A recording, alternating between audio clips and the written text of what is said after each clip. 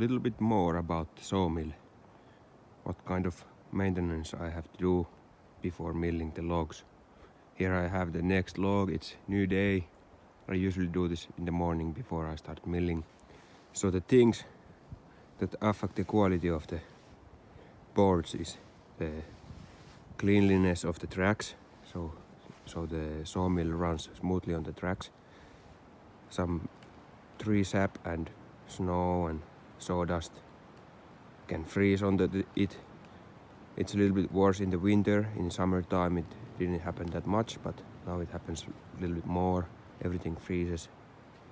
So I have to scrap all the frozen sawdust and sap out of the rails, and also clean the wheels, especially the wheel on that side, because it spits all the sawdust.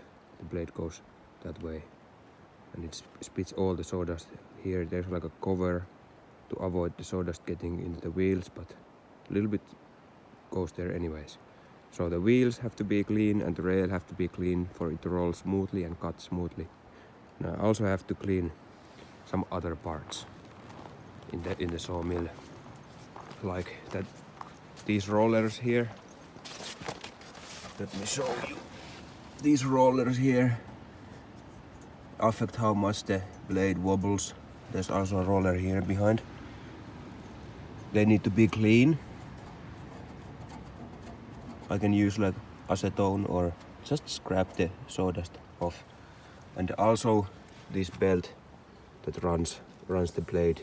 If there's too much crap, it makes the blade wobble, and you can see it on the quality of the boards. So clean the belts, clean the rollers, clean the wheels, clean the rails.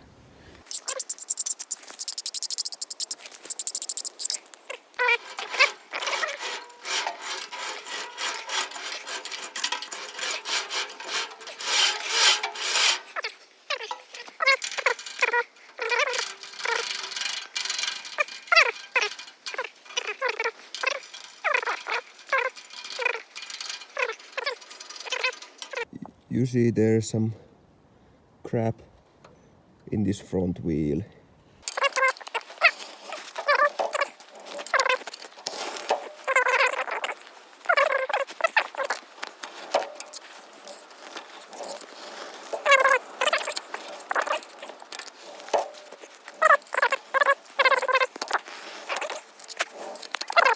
Everything's clean now and the sawmill moves smoothly, the blade is tight.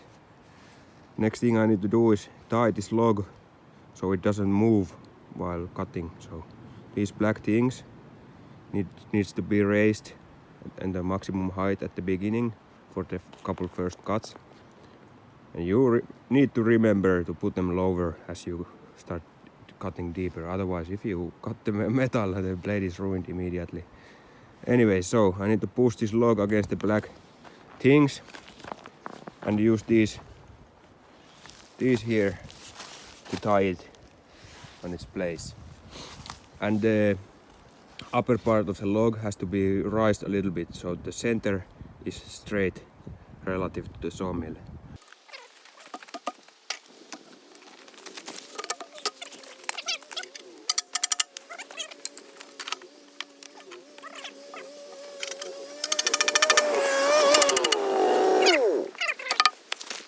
First cut will be, the good height is like centimeter or two above the log from the narrower end.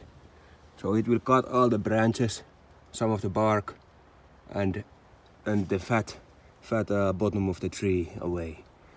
And if I want normal planks, 22mm wide planks, I just lower the sawmill 2.5 centimeters every time. This blade cuts around 3mm of wood away. So 2.5 centimeters lower every time. So let me make the first cut. Start up the mill and we have to put the cooling liquid, which is water and soap, for the blade. It needs to be dripping just a tiny bit on the blade You can adjust it here. I don't know if you can see the droplets. I think that's good. Then it's time to start the engine. Choke on. And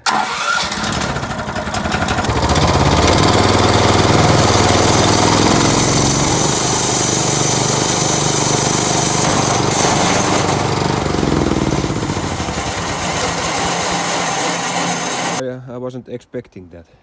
Something was wrong, and I opened up the case and I figured out that the blade is not moving in the middle of this left wheel. We've been milling maybe 100 logs with this sawmill so far, so it's expected that some adjustments have to be made. And I just had to tighten this and adjust this bolt. It affects the angle of the wheel, so I adjusted so that the blade runs in the middle again, straight.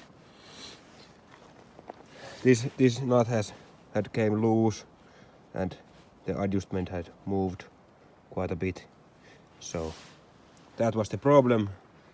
Now it's adjusted and I hope I can start milling now. I changed the blade. I don't know if it was necessary, but when that kind of stuff happens, it might bend the blade. I will try that old blade again someday, but now I have fresh blade and fresh adjustments. Should get more better quality.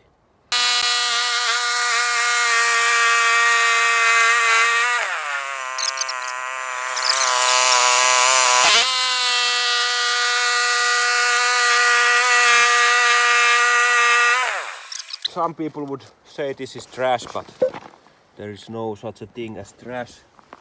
For me, I will use at least half of this for building, and this half is probably some firewood. So, next phase is to turn the log, because now we have flat surface. We want the log to sit on the flat surface so it's more stable and the cutting quality will be better. So I don't want to cut more from here when the log is sitting on the round surface.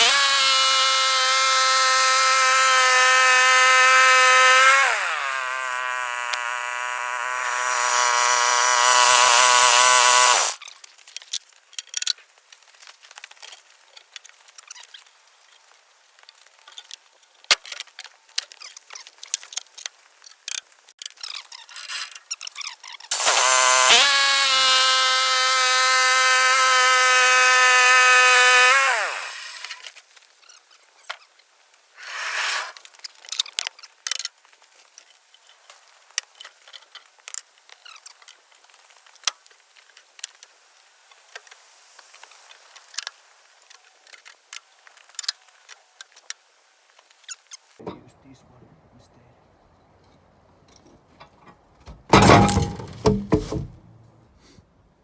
Okay, I have to take a little break there. It is very important this surface is 90 degrees to the next cut, so the side of the plank is straight as well. For huge logs like this, these metal supports are not long enough. It wobbles, the log will wobble with the cut. So using a wooden, little bit longer one, it's safe. You can cut through it. And now the log is stable here. Now I just need to rise this narrower end and I'll be ready for the next cut. Once I get the whole log square, it will be fast. Rest will be fast.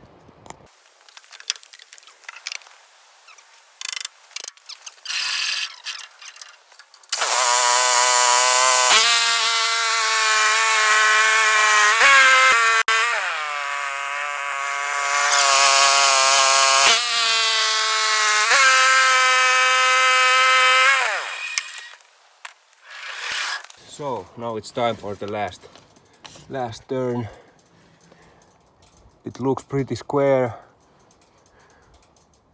The idea is to leave the last 5 centimeters here. So I will get the floorboards from somewhere here. Maybe 5 from this log. And this is 21 centimeters wide. So let's turn it one last time.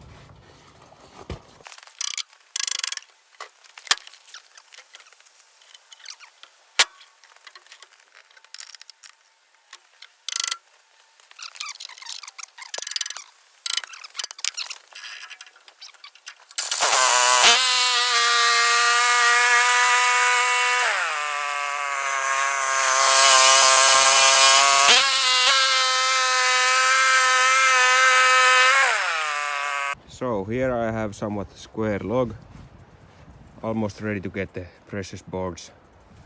Now I'm sitting at 23.5 centimeters and the minimum this saw can go is 5 centimeters. And the floorboards I'm making are done with the 4 centimeter drop.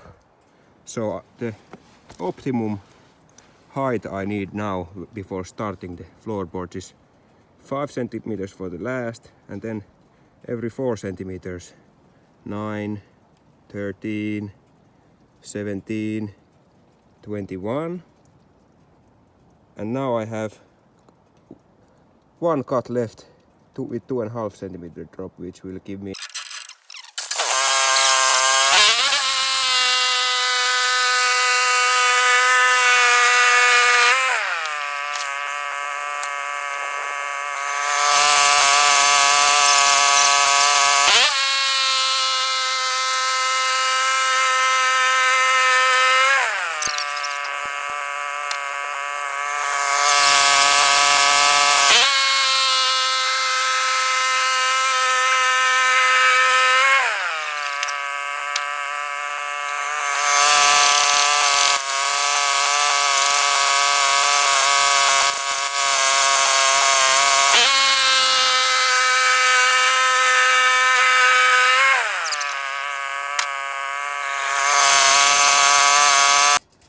clean this because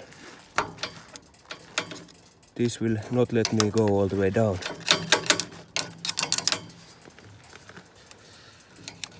I forgot to clean it in the morning. Okay, now we're ready for the last cut.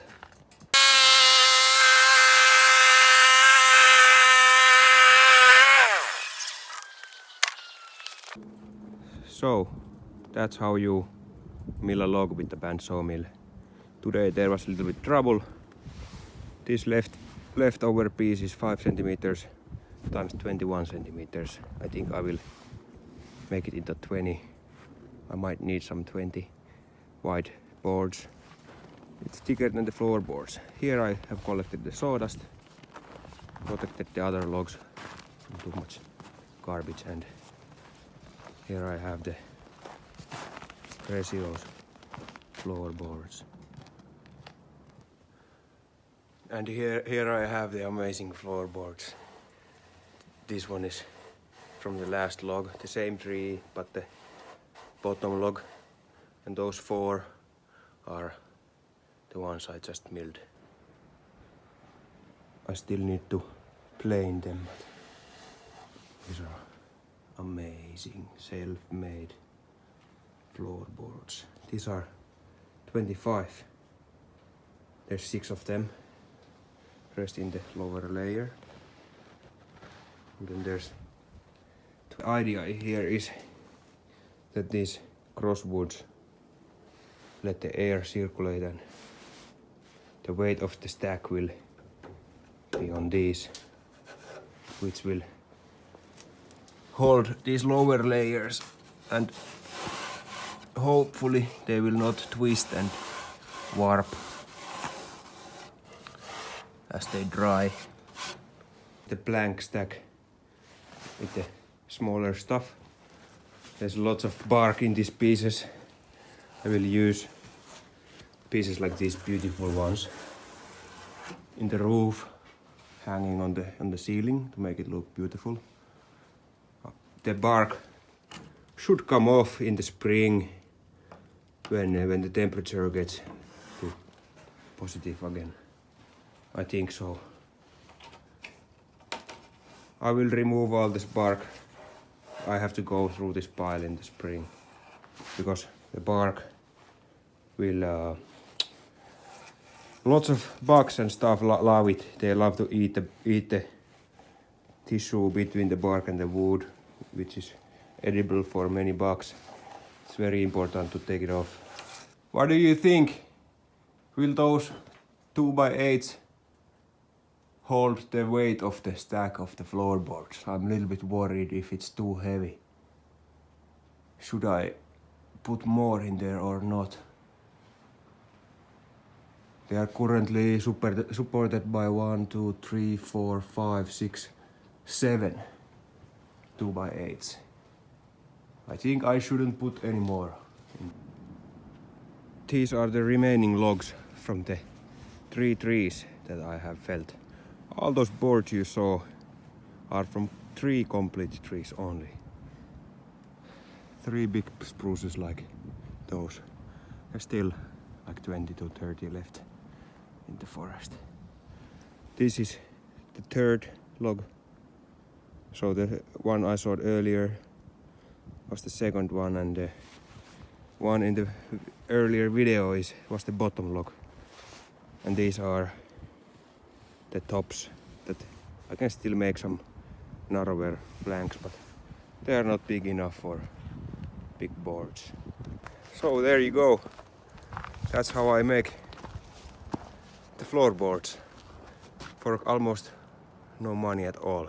I have used only 1 tank of gasoline, which is 5 liters, and that's pretty amazing. I milled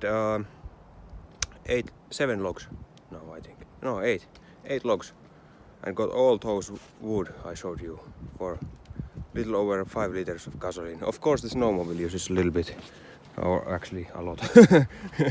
Lot more, but still I would say maybe 20 liters together or less. I don't need the snowmobile too much to pull the logs out of the forest. But it is a good machine. And all these offcuts and these are like the top of the trees. They're like 25 meter trees. Will be turned into firewood in the spring.